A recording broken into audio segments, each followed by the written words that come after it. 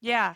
So I think the most repeated phrase in my vocabulary is all behavior is communication. So what is your child communicating? Even neurotypical kids, all behavior is communication. And so you have to remember when a neurodivergent kid is melting down, like, is it because they're overwhelmed with sensory input? Is it because they're trying to communicate something and nobody is understanding what they're trying to communicate? Or do they want something and no one understands what they want? And so then they just have a meltdown because they can't get across what they want. And I think the most misunderstood one is sensory input because, or just sensory, just things in general. Because if a kid goes into a store and the lights are flickering and the lights are bright and a neurotypical person doesn't even like realize that that's happening, but that overwhelms their system, and then they're already in like a crowded environment where they might not like crowds. They're already, maybe the place is too hot or it's too cold, and all those things coming in at once, like I would have a meltdown too. Fluorescent lights make noises. Just in case neurotypical parents didn't understand, fluorescent lights do make noise. Hello, this is Rita, and this is me and my mommy's podcast, and then my mommy, and there's me, and I'm just talking about this stuff, and there's me tap dancing, because this is the Tap Dancing / Autism podcast, and there's a bunch of animals, and I'll be trying to eat my hair, and there's a bunch of sand in the ocean. Also, there's all the soul talk stuff, I love all my ninjas and babes. Oh, that, oh, and also, oh, yes, like life stuff and tap dancing. Oh, and also there are my boots. My boots are amazing. Also, there's me, trying not to have a panic attack. Also, this is a podcast about me, autism, and tap dancing, and blah, blah, blah. I'm just ADHD in this thing. Also, there's my cute, adorable puppies. You want to introduce the podcast, Leta? Yeah.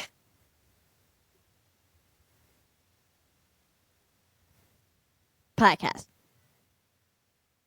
We're working on her introducing the podcast. You know how this goes. Yeah. What? Samantha. Leta. Person. Leta Tap Styles. Podcast. Bam. Thank you. She is talking a little bit more than the last time we interviewed you. Yeah. We know you.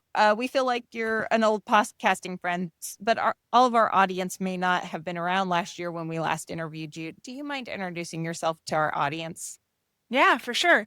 I am Samantha Foot. I'm a board certified music therapist. That just means that I use music to accomplish non-musical goals. I typically work with kids and adults with autism, ADHD, other developmental disabilities. And I also am the host of the Every Brain is Different podcast, and I work with families, parents, in addition to the kids, as like a parent guide for if you're new to the diagnosis or you're not quite sure what to do. I wanted to talk to you about both the music therapy part and the parent guide part, because when she got her diagnosis, I was like, yay, she's neurodivergent like her dad and I. We can handle this. But we have a lot of parents that we're talking to who are from outside the community, and I don't think I sometimes appreciate the difficulties of coming from that neurotypical community to our very unique neurodivergent community. Yeah. 1 second. I'm so sorry. This is.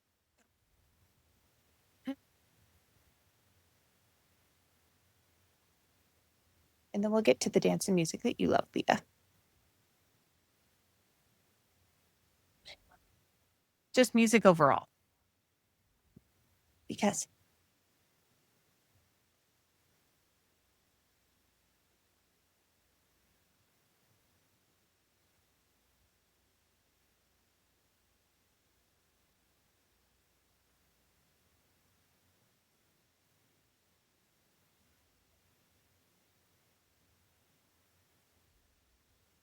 So sorry. My daughter was on the counter trying to wash her hands, and I was like, "What? Why aren't you in the bathroom or something?" Anyway, No, so that is sorry. understandable, Samantha. Yeah. Okay. Yes, we're talking. Yes. So, how do you help parents who are new to this diagnosis? Because I know I am probably not the one to bring them into this community. Yeah. So okay. It depends where you're at in the process. So some parents are like, my child's behavior is out of control. I don't know what to do. I just need them to have better behavior. And that's all they're thinking about. They're not thinking about like, what's the communication behind the behavior? What are the differences of being neurodivergent? Like, what does that look like? And so we get the behavior under control. I give them some tools for that. And then we talk about, what is the communication behind the behavior? What are the differences that your child might have because they're neurodivergent? And what does that look like? The communication differences, the motor differences, all those different things.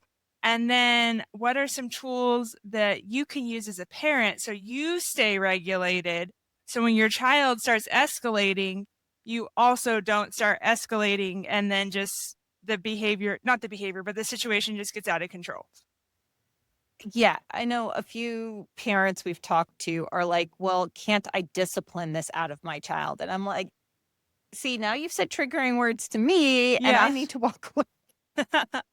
Yeah, there's so many, but it's because they're listening to traditional parenting advice and they're listening to their parents and their parents are just trying to help them. But traditional parenting methods, well, discipline as in punishment doesn't work for any child, neurodivergent or not. But especially when there's differences in the communication, when there's differences in the patterns in your brain and that thinking, you're not just going to discipline it out of them. Like you have to work with their brain and do the things that will help them rather than just punishing the neurodivergence out of them. Like that doesn't work. I know a lot of the stuff looking back at my childhood, my parents were like, this is what we were told to do. And I'm like, I get that's what you were told to do. But at any point in time, did you notice it wasn't working? Yeah, yeah. So with punishment, it will work in the short term. Like if you punish a child, they're not going to do that behavior anymore, but they're not going to do that long term. And also, we don't want to be punishing things like stimming or gestalt language processing, where it looks like they're just repeating words nonsense. We don't want to punish that out of them because that's how they're communicating. And then with stimming, that's how a lot of neurodivergent people are regulating themselves so they don't have a meltdown. And I think that's a thing that we've had a few parents we've talked to in the dance studio who we've had, because we don't have a room for the parent yet. We've got to get more money and get a bigger studio for a parent lounge. We've had parents in the middle of class start. I need a room for the parents to be outside of the classroom for my sanity, or else I'm gonna be probably crushing adult as people's skulls. Because they don't act like they're freaking adults, they act like they're like they're freaking 5-year-old children. So the They are they like we like two parents who don't. Again, and I love those two parents. And then the pet. And well, we got 3 parents that are complete and total angels in my eyes. And then Can I explain real quick? Just keep interrupting the class and telling their child, "Don't do it. You're not the teacher." We're confusing their child because they're the teacher when they're not the teacher, but they keep interrupting the teacher. So they're trying to make there is no such teacher because the parent keeps interrupting the teacher. So technically, in their child's mind, there is no teacher because why would you be interrupting the teacher when you're not the teacher? Calm down. Okay, I should explain that, Samantha. We have parents who are stopping class to tell their kids to stop stimming. Oh no. Or stopping class. You know how autistic kids communicate differently. And our teachers have been really good at trying to communicate on their level. And we've had parents stop and go, no, they need to communicate on their age level. And it's like, it's not really an age level. They just communicate differently.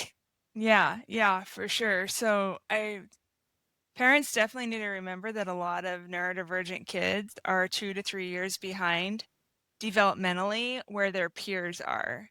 And I think if we would remember that, it would take a lot of that stress off of, is my child acting appropriately? And like you were saying, there's a lot of these parents who they've come from their neurotypical world. They're taking that neurotypical parenting advice. I know my parents were told I wasn't doing something, so they should take my brand new bike that I'd gotten for my birthday and hang it in the rafters of the garage. Guess who never rode that bike? Because I outgrew that bike before they took it down. Yeah, yeah.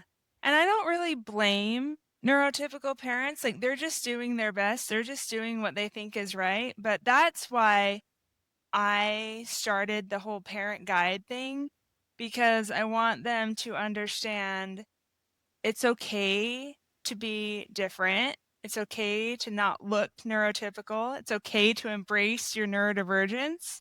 But they've never been told that it's okay. And so they want to have their child look like all the other children, you know? And a lot of these parents, our local school systems are not the best at dealing with neurodivergency. I don't know how it is out there in Boise, Yeah. but you do not have to have a special ed degree to run IEP meetings here in our state. Oh, wow. Yeah, So uh, I know that the special ed teacher has to be there, but I think that's who runs the meetings here. But then there's, like the admin and stuff like that there too. you don't have to have any training in special education to be a special ed teacher in our state. Holy smokes. That needs to change. You would think it could, but then the teachers union gets involved and they're like, well, we want to mainstream these kids. We want to make them not feel different. Lita's had some teachers They again. also want to murder children on purpose. Like, seriously, it should count as first degree slow burn murder everything they do. We have some school districts that still practice old fashioned ABA. Oh, yeah, that's a Well, problem And too. there's a distinct difference between the old fashioned ABA. And she had 5 weeks of the old fashioned ABA before I figured out she was an old fashioned and yanked her. And that she has some trauma well, because Lita. well, But that's another question. Like, we have weird things in this community. Like, we have old fashioned ABA, which we all know what we're talking about when we say that. And parents coming in are like, why are you guys so against this thing? Mhm. Because the newer ABA, that play based ABA, seems to be amazing. Yeah, so I would say it's unfortunate that the only recommendation that parents get when their kid gets diagnosed with autism is go to ABA, because play-based ABA can be fantastic, but there are so many other therapies that you can do to get the same result that maybe ABA is not the best for your kid. I know some ABA centers that won't let the parents go back with their 2-year-olds.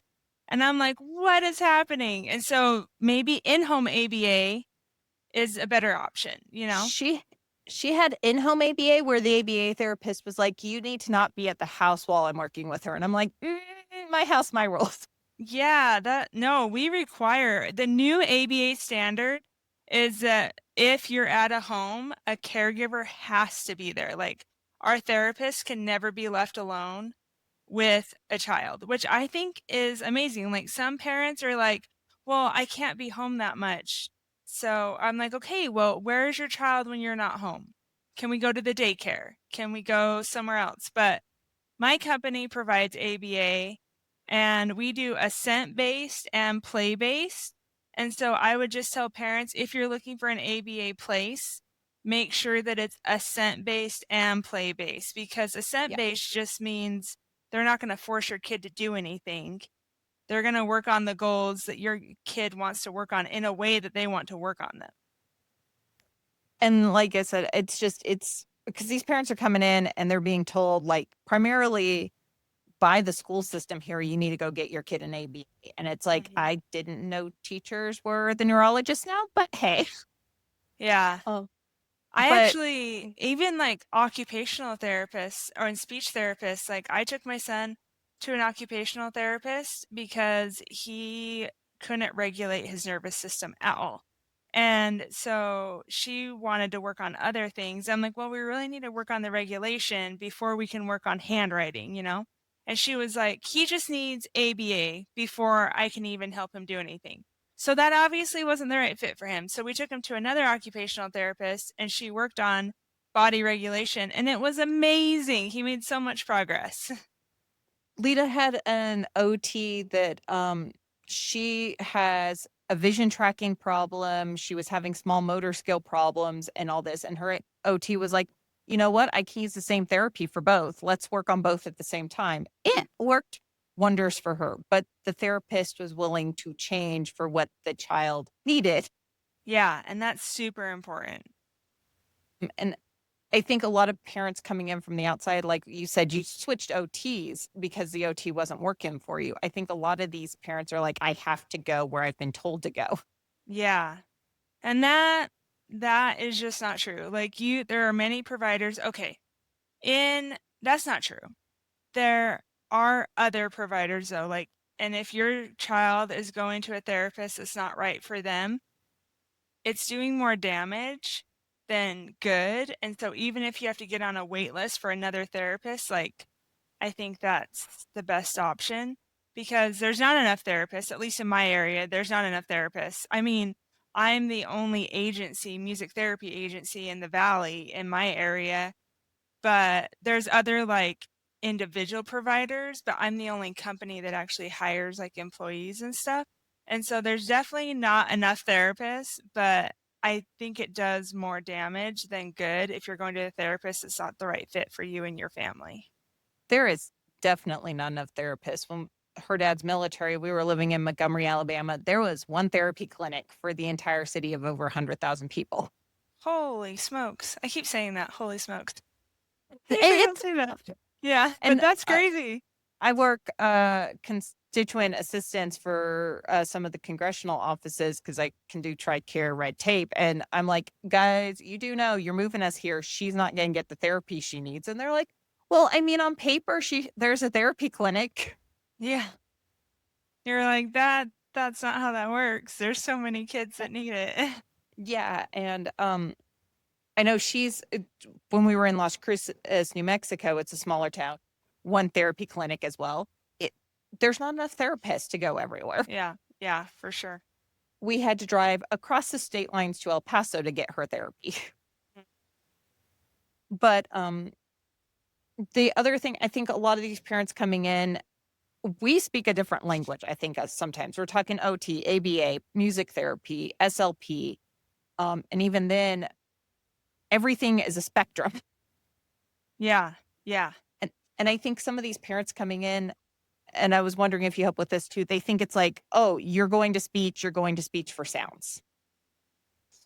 Yeah, there are so many other things that you can go to speech for other than just making the sounds, like social skills or just the way you speak, or I don't know, just a bunch of different things. I don't know the scope of practice for But speech therapists, but yeah.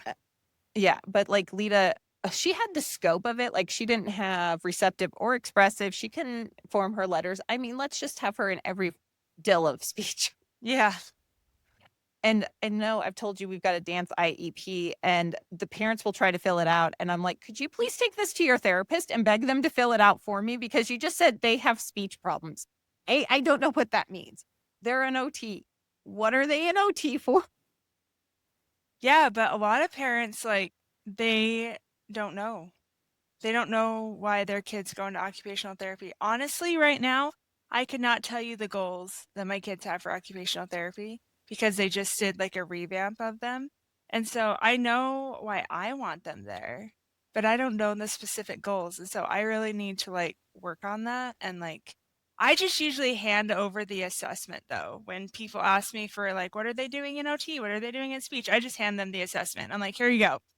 I would take the assessment because I Yeah. can read an assessment and tell you what's wrong with your child. Not that there's anything wrong with your child, but I can, if you tell What me they need this to is work on. yeah, Yeah. what they need to work on and how our teachers need to approach things. Cause we've got kids that are, don't quite understand verbs yet. Okay. We've got to work on it that way. We've got kids who aren't quite verbal yet because we're working with level 3 ASD, and that's a totally different thing than level 1 ASD. So can I get what level ASD your child is? Yeah, yeah. Um, I completely understand that. it's like, and what secondary diagnoses do you have here? Because I need to know these secondary diagnoses, and I think some of the parents don't understand. And I was wondering if you help them understand this. Bless you, kiddo. It is a spectrum for all of this. How hard is it to explain that to the parents sometimes?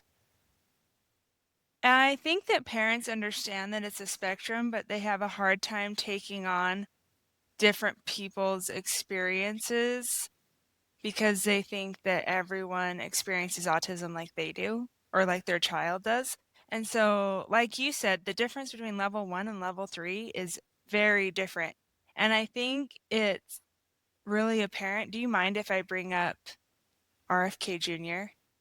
No, you mean being Okay. up RFK Jr. Okay. So when he came out and said, autism is like this, autism is like this, and he was lumping everyone into what I would consider level 3, you had all the level 1 parents or all the level 1 autistics coming out saying, that is not my experience. How dare you say that? Like, not everyone's like that, And I think he could have done I am not defending him. I think what he said was awful, and I don't agree with what he says. But it was interesting to see people's reactions to that because level 1 was like, that is not my experience. How dare you say that about me? And level 3 parents were like, someone finally understands.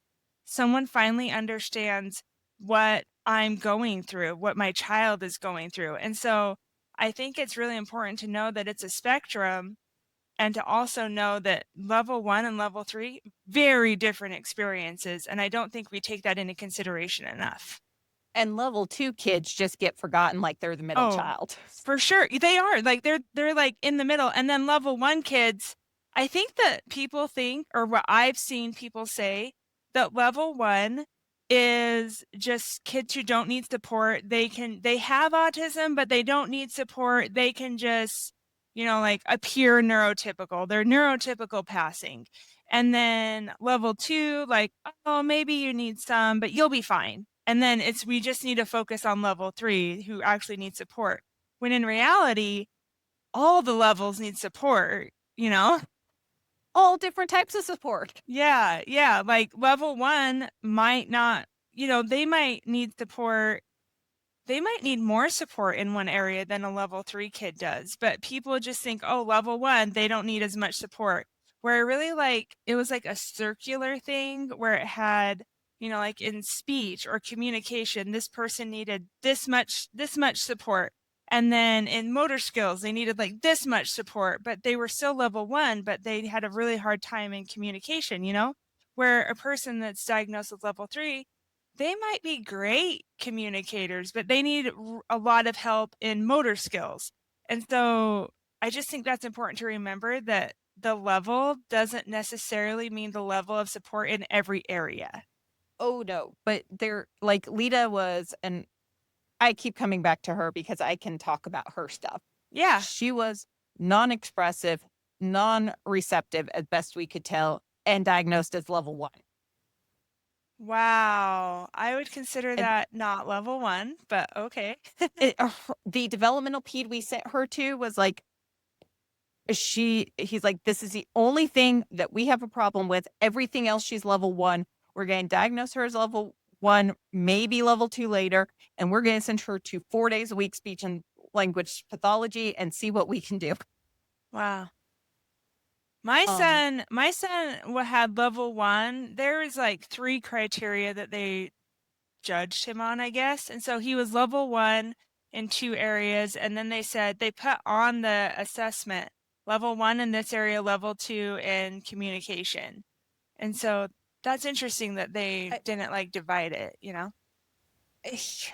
So he did divide it on there, but TRICARE demanded that they have a full over level. And he's like, it is level 1 because if I mess with this later, they'll go, oh, she's being cured. Yeah, that would be unfortunate. And That drives me crazy Okay. when people are like, "Oh, I cured autism." You didn't cure autism. They're going to be autistic for their whole life. You made it look like they need less supports. That's what you did. That's exactly. Okay.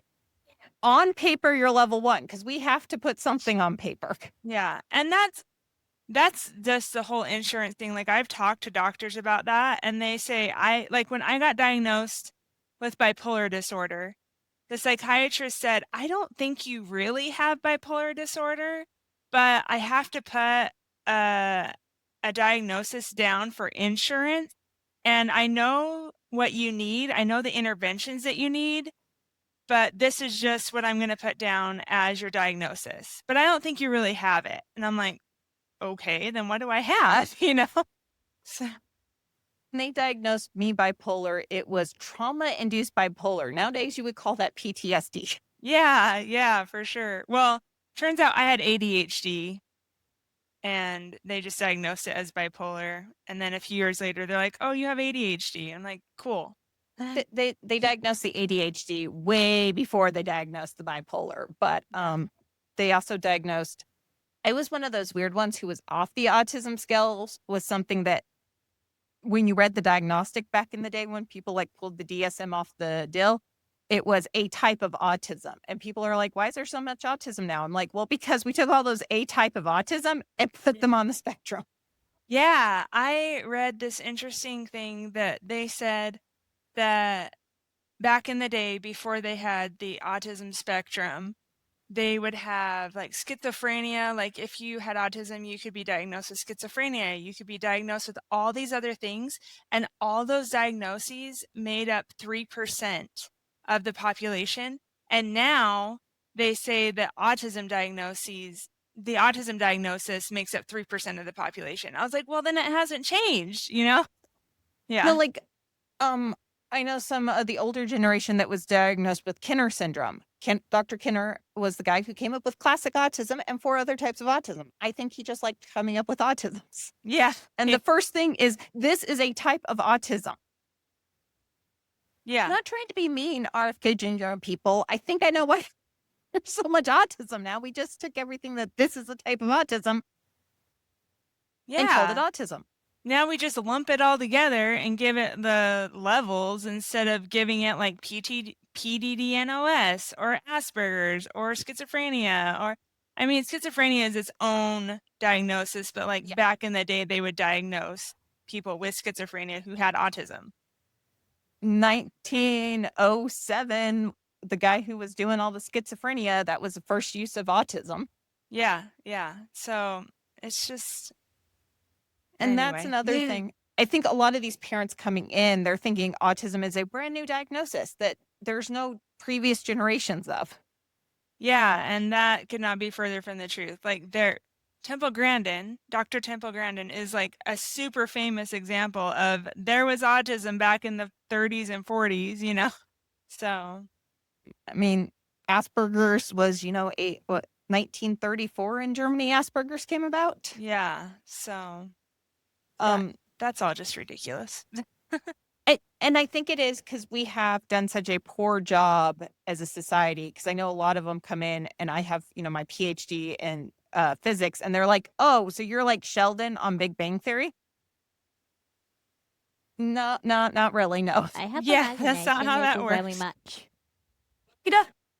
I I have imagination like very much in my brain. Is that much unfunctional? I mean, but you see all this, because a lot of these parents, the only thing they've had is that Hollywood representation. Yeah. That difficult to try and deal with sometimes with parents, because it's either like everyone thinks level 3, the poor level 2 kid. Yeah, I would say most of the parents that I work with, they're not really concerned about what autism looks like.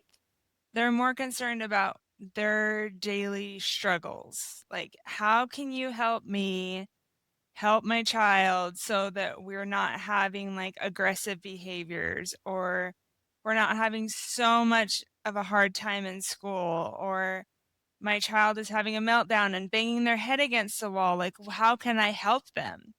And so, but I would say before a kid gets diagnosed, the parents are like, well, my kid can't have autism. They don't look like that. So there is a Hollywood like effect on that.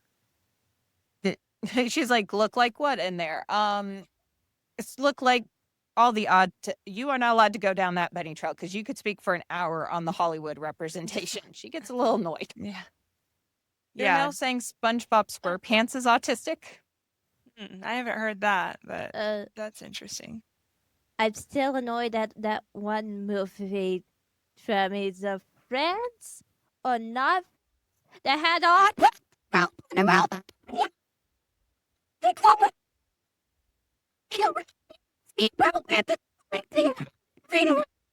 She has hit teenage years, Samantha. Yeah, yeah. What do you mean teenage years? I've guess that right.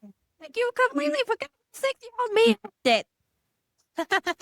Yeah, but you weren't feel- talking in front of Yeah, other people. I felt like you are just trying to ignore the fact that this has never not been a thing of my speech battle.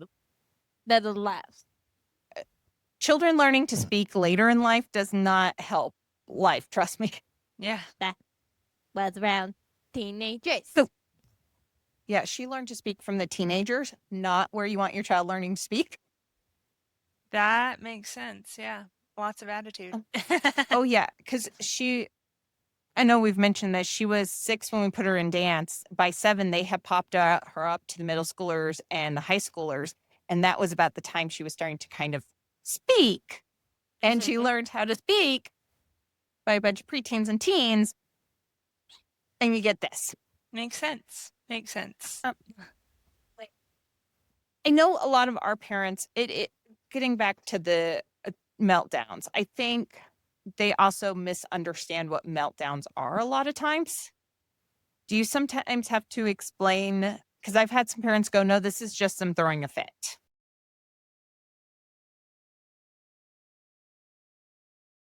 Fluorescent lights make noises. Just in case neurotypical parents didn't understand, fluorescent lights do make noise. Oh, for sure. I thought that was just like a well-known thing.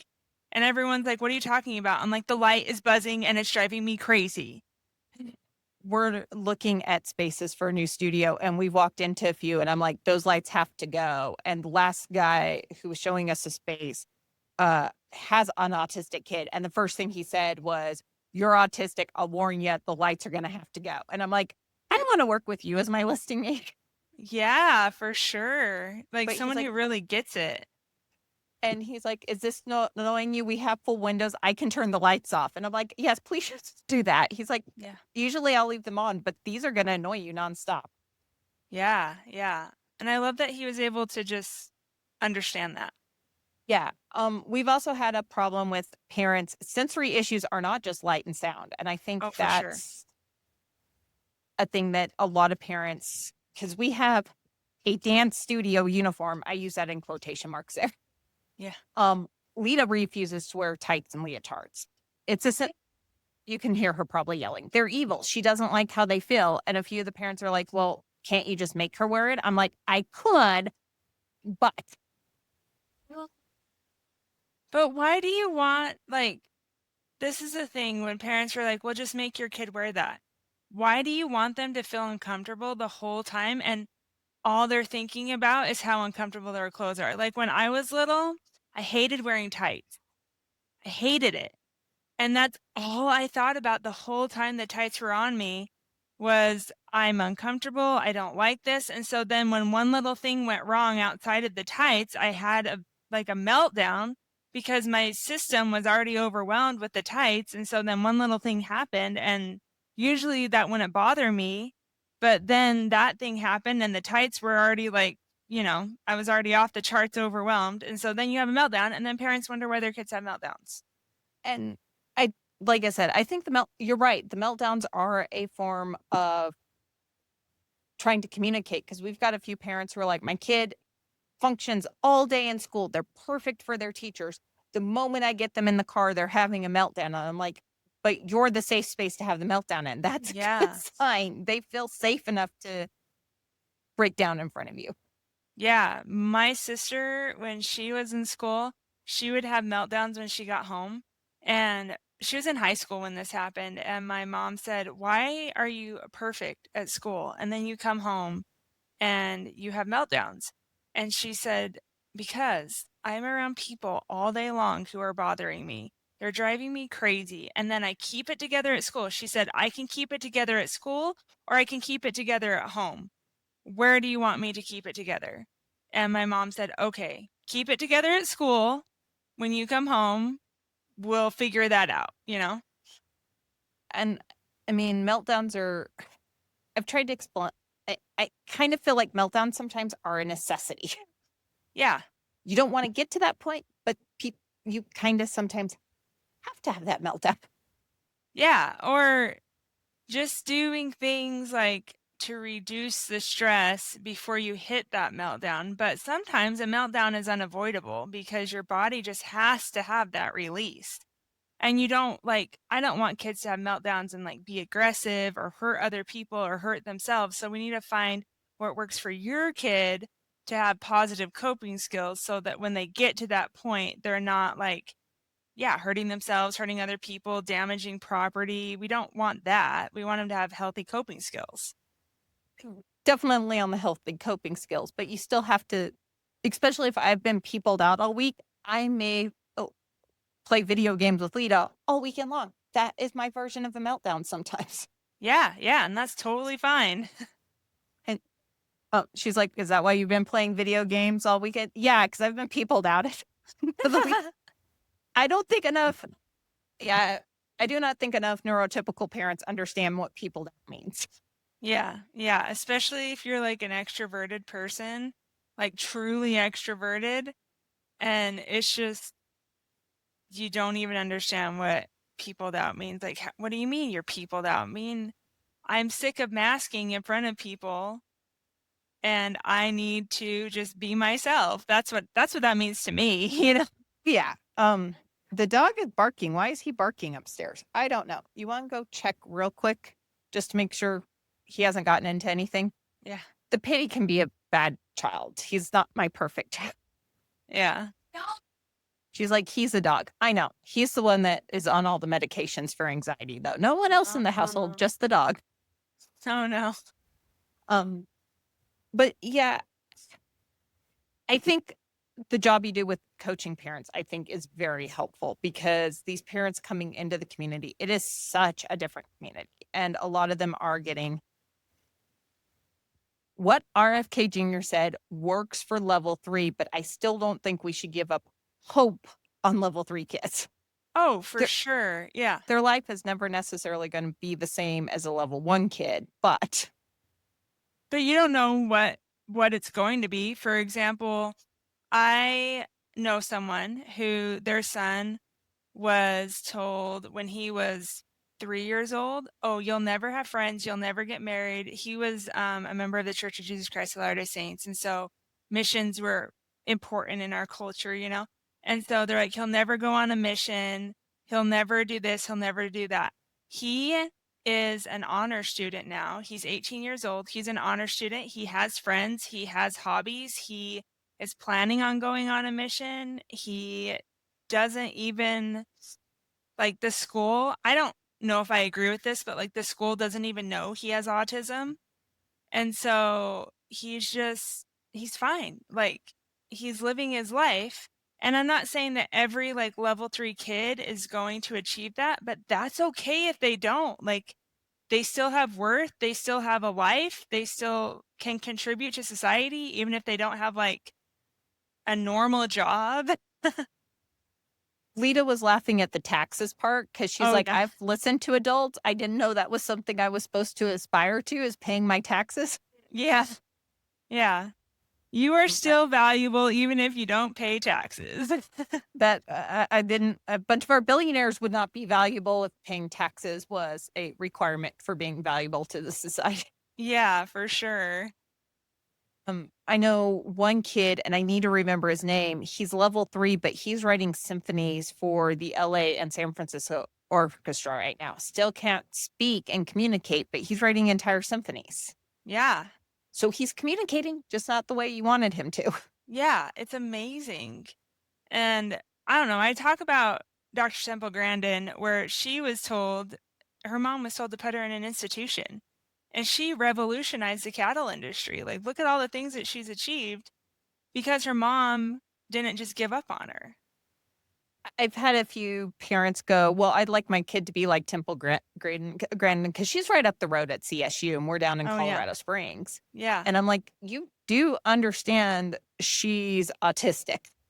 Yeah. She did come down to speak at Academy 20 for one of their dinners. And I'm like, I need to talk to your people because I don't think you know how that school district works. Oh, yeah, for sure.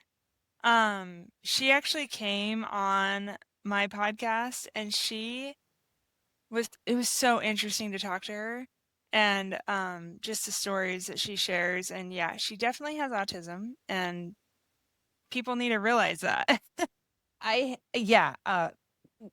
Academy 20 is normally being sued, not just for autism, but for differently abled kids across the board. And it's like, Yeah.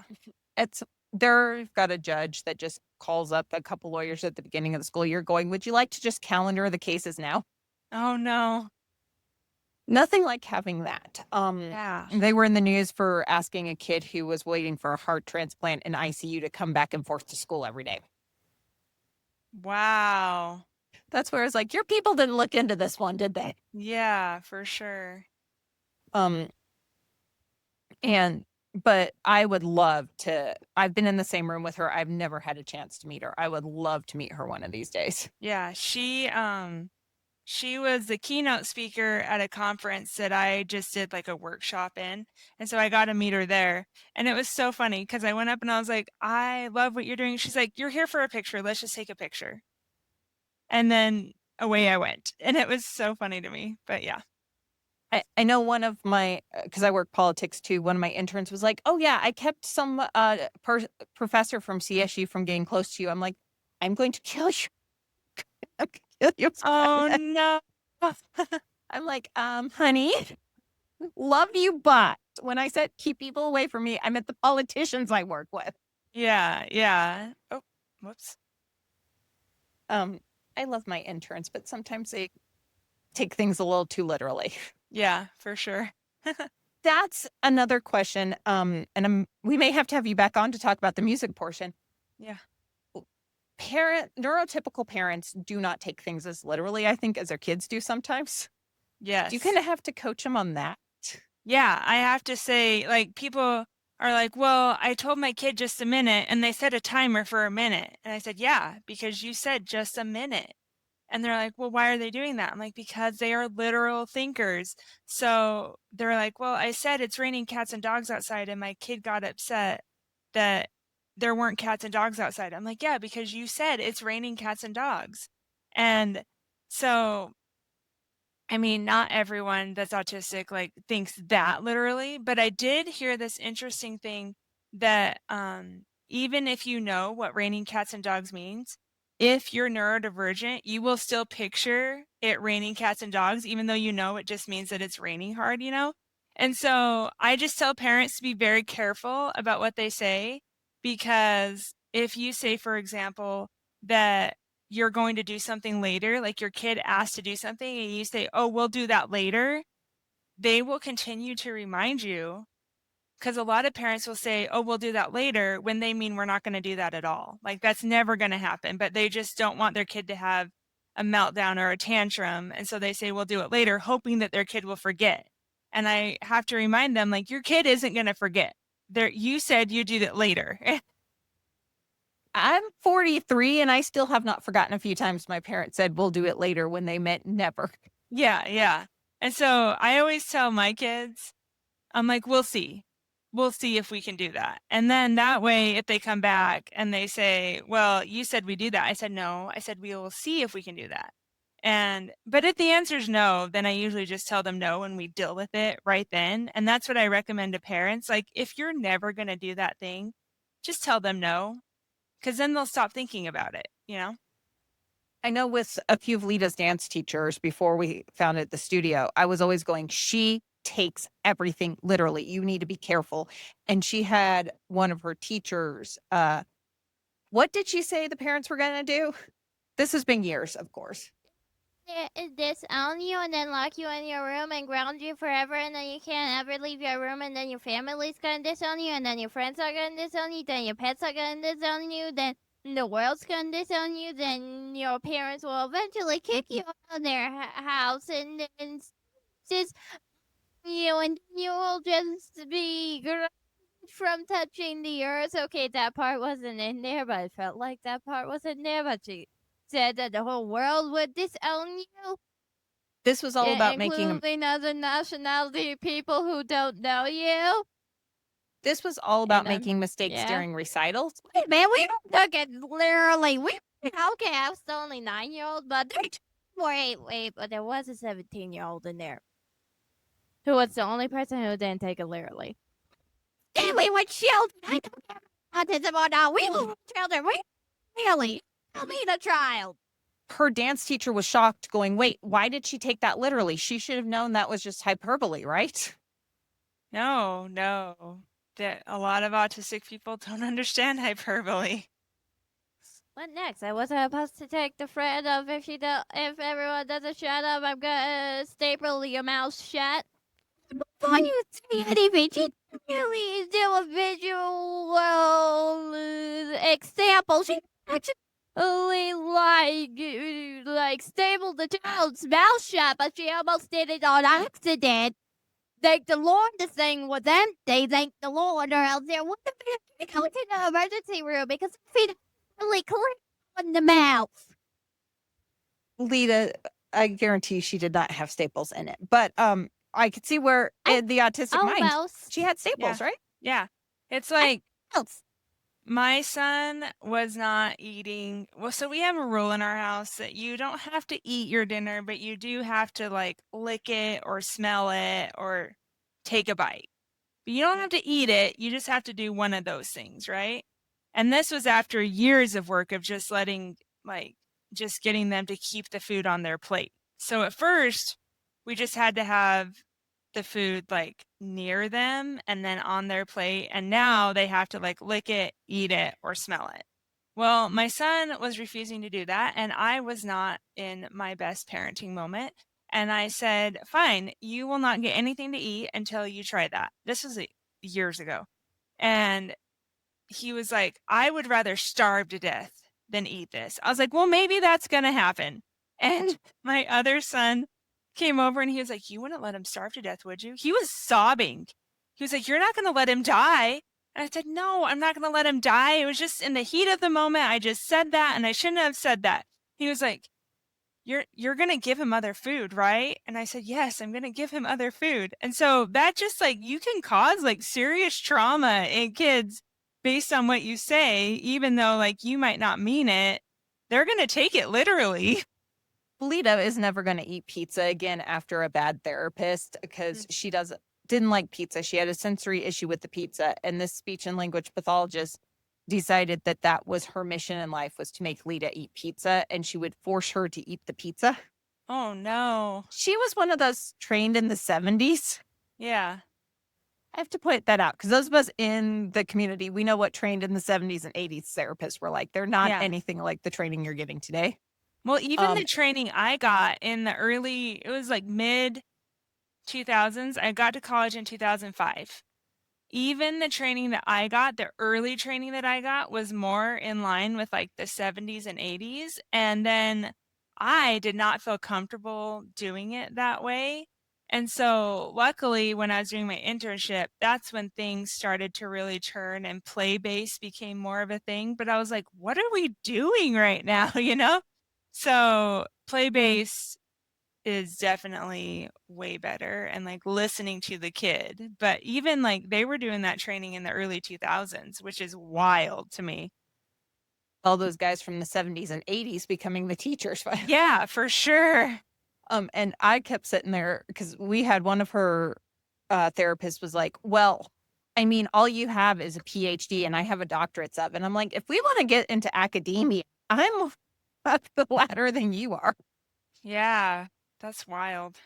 But her, she still to this day has a lot of people going, well, why don't you eat pizza? But pizza is good, but pizza and pushing it, it's like you can't do that I with an don't care autistic kid. if this is freaking America.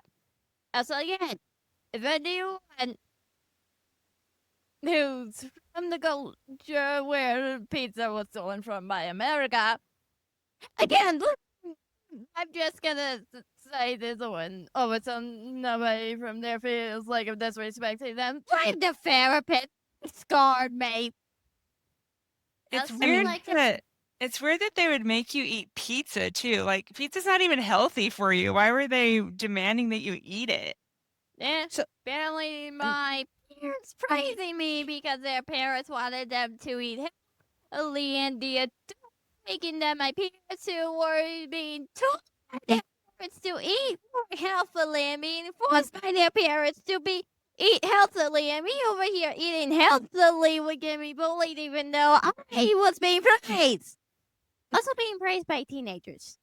it was to keep her from being bullied for not eating junk food because she doesn't like a lot of forms of potato. She doesn't I do was French getting fries. She bullied doesn't by do the adults and none of the children. The children were literally pissed at the adults.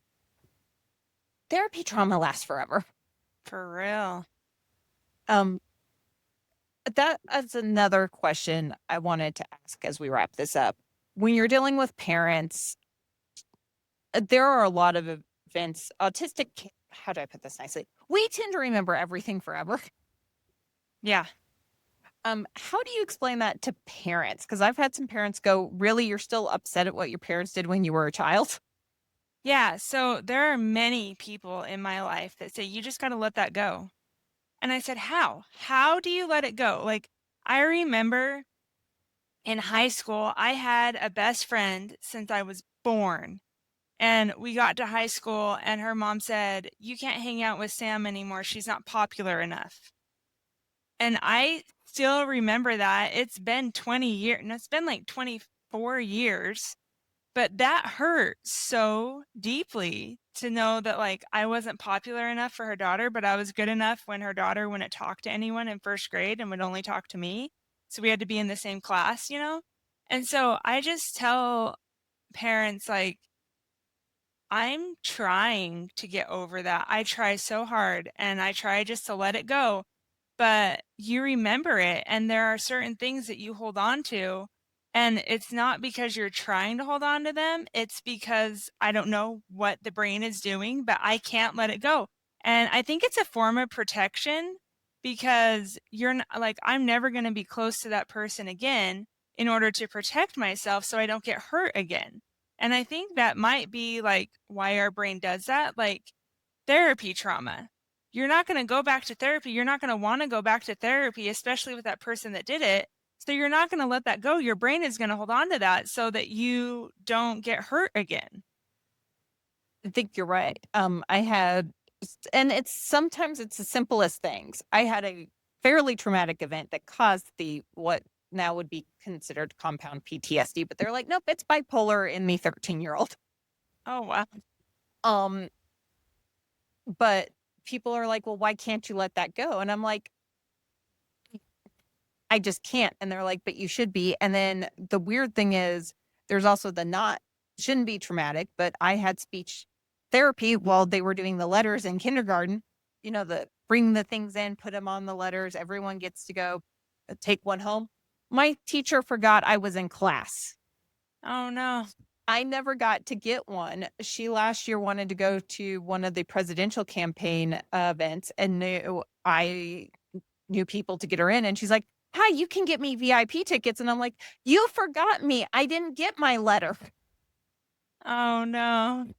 And she's like, why won't you do this for me? I'm like, you forgot me. And she's like, yeah, you were 5. You're in your 40s now. Just gonna say this now. This is only making me think that I don't know vegan kill angels.